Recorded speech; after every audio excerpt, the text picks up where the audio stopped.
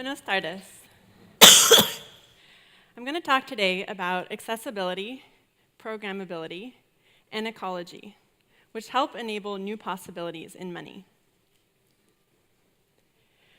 To start, if we're talking about money, is this actually advancing? Sorry, I think I have that. Oh, okay, now it's working. Who can tell me what Bitcoin is? I hear a little rumble in the room, right back there.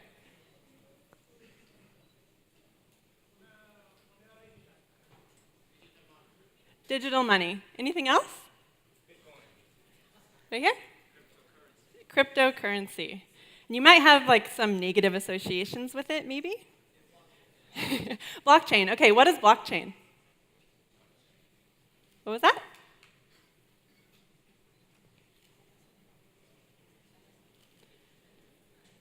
So blockchain is the technology that Bitcoin is built on. And blockchain enables a trustless system in that many people can contribute to the network, and there isn't one financial institution that is controlling the system. And this enables money to be much lower cost, to do kind of everyday transactions, to send money around the world. And so there's a lot of possibilities of blockchain. Unfortunately, the news is mixed, and so you might have some preconceived notions of what blockchain and Bitcoin are. And so I'm going to talk about Celo in the context of what you already know about these digital currencies. So the big problem that Celo is trying to solve is globally about 1 in 3 people don't have access to a bank account. And what that means tangibly is that you don't have a reliable way to send and store and save money. You can't really get loans or invest or participate in the financial economy in any way that I'm used to, or maybe some of all of you are used to. To contextualize that within the Dominican Republic, there's about 10% of the gross national product in the Dominican Republic that comes from international remittances. And fees for these remittances is 3 to 8%. So that's pretty high. But as I just mentioned, blockchain enables us to make the fees actually cents on the dollar. And so now you can send money abroad through this borderless system cheaply, fastly, and more efficiently. Celo, in a sentence, is an open platform that makes financial tools accessible to anyone with a mobile phone. So I'll break down this into pieces. Open platform means we're based on blockchain. It's a protocol. It's open in that we're moving towards decentralization. So I, working on a team, will be one of many teams building on top of Celo. Financial tools in that we imagine traditional finance, so things like being able to send money abroad, being able to save and send and store, but also new financial tools that don't exist today, things like local currencies, which I'll talk about in a bit. In that when you think about Bitcoin, it's borderless, so you can send money anywhere around the world. And so a new system like Celo enables you to send money anywhere in the world. And mobile phone, in that we're designing the use case for mobile first. And so all the technology is designed to be usable on a mobile phone. Which brings us to accessibility. And we embrace actually a full stack approach. So for those of you who aren't familiar with full stack approach, I think the easiest way to explain it is to refer to Apple, where I actually used to work. So basically, Apple designs the hardware, the actual iPhone itself. They also design the software that's running on the hardware. And they also build a platform that other developers can build on top of. In the context of Celo, the hardware is the actual blockchain or the protocol. We're building a system, a platform for other developers to build on top of Celo. And we're also building the first use case, which is a social payments app that we're currently testing in Argentina. So first, let's talk about accessibility, because you're probably like, what does all this mean, and how do we make crypto more approachable and friendly? And this is something that I'm very passionate about as a designer.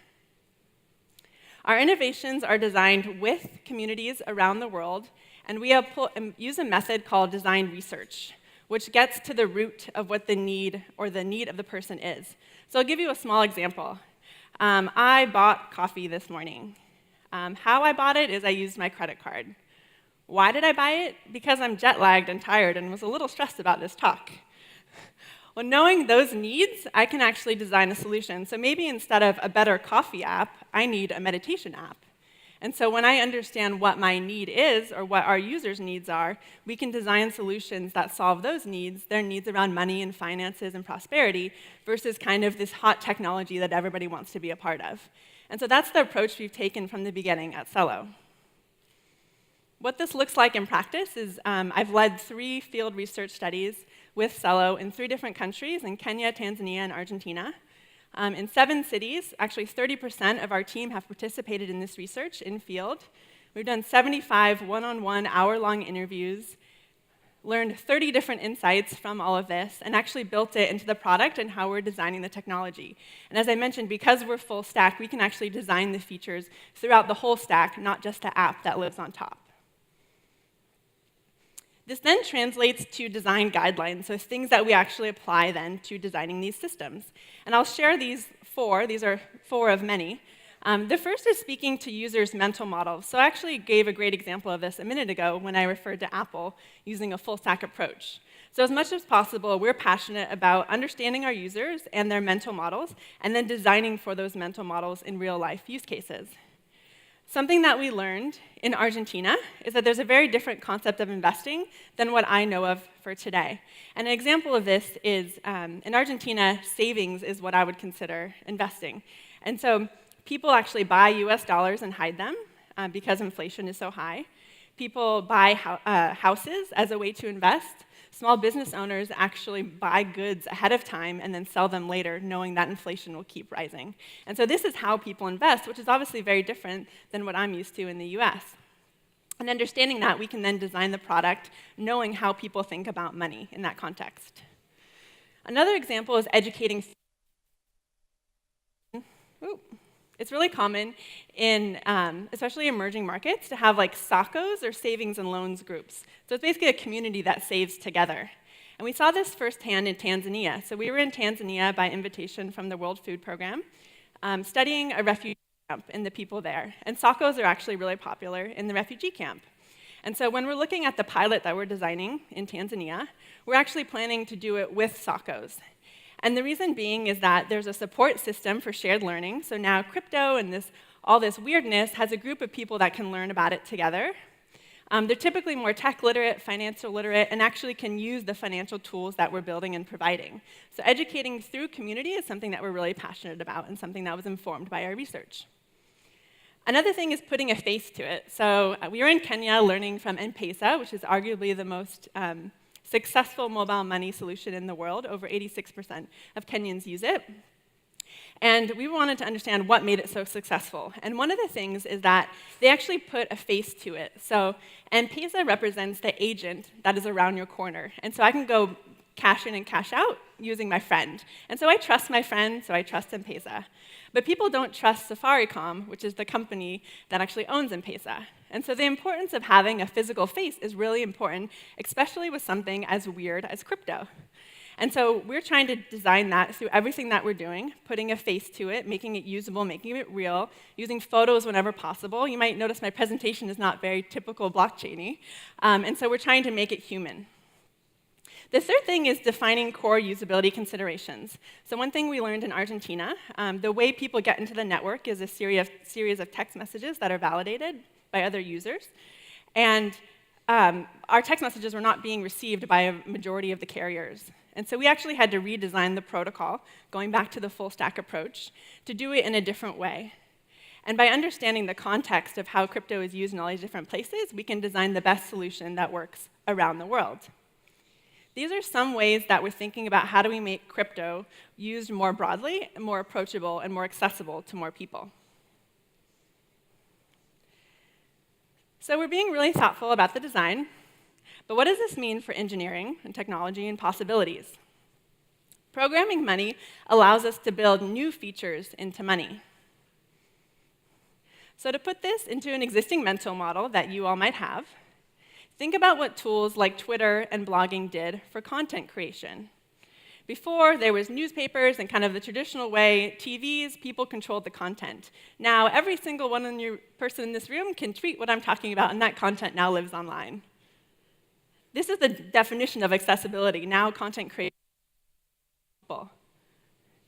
And we imagine a similar future for money now that we can actually program features into it using the blockchain. One feature that we're particularly interested in is store of value. So in Argentina, since 2018, there's been about 60% inflation, which is scary when you think about it.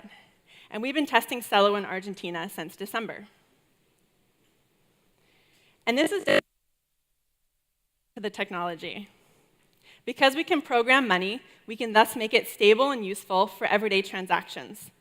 And I'll explain how this works in a very simple way. So Celo is modeled after the Federal Reserve, and that we have a stable currency called Celo dollars, which is pegged to the US dollar. So one Celo dollar equals one US dollar for now. And then it's backed by a reserve of crypto assets, which is Celo gold. And as demand for Celo dollars increases, we can put more dollars into circulation using the reserve, keeping the value at $1. As demand for Celo dollars decreases, we can buy back some of those dollars, always keeping the value at $1. And I know that's like a little bit complicated, and I just gave you a high-level overview, but the takeaway there is that because we can program money, we can build these features into it, like having a stable currency in Argentina.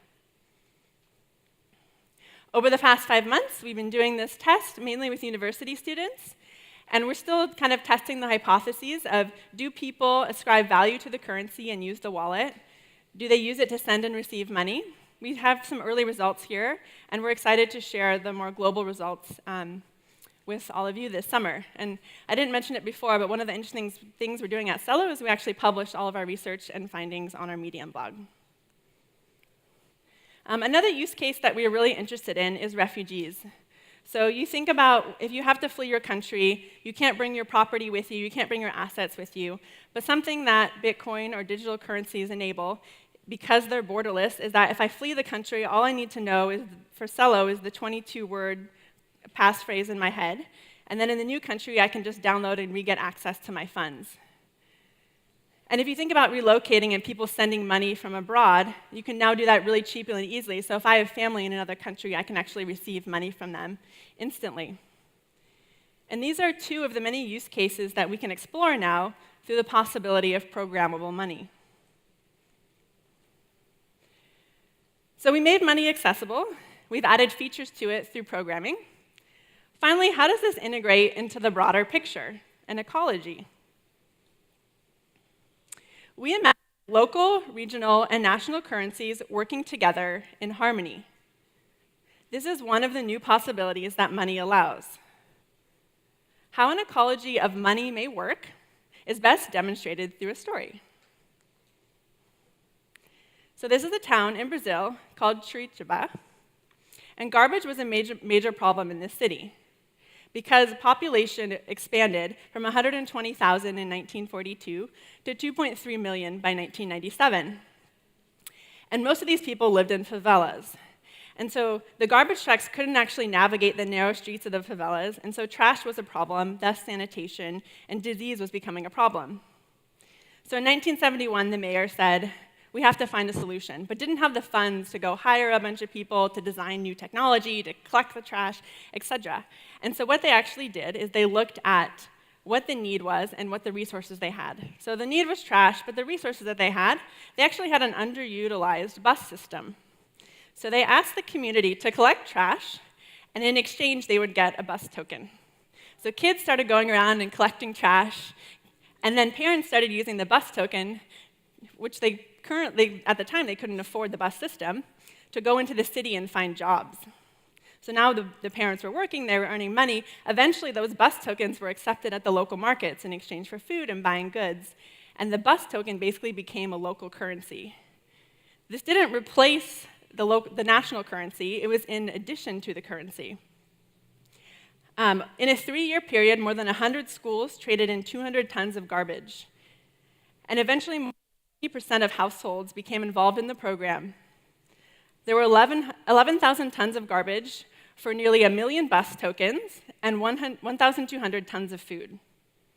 Other programs that were created were restoring historical buildings, creating green areas, providing housing. The many initiatives led to environmental cleanup, city restoration, job creation, improved education, disease intervention. They actually won a UN environmental award for all of this work. And this was done without burdening anybody, and everybody was benefiting. It wasn't about me taking money from you and giving it to other people. It was about shared prosperity. And so we're really excited by things like local currency and how do we actually program and make it accessible to more people around the world. Our mission at Celo is to build a monetary system that creates conditions of prosperity for all. When we make money accessible and programmable, new possibilities of money can emerge. We can build systems to send money abroad cheaper, faster, and more reliably. And now we can build a new monetary system together that works within existing systems in which we all can prosper. Thank you.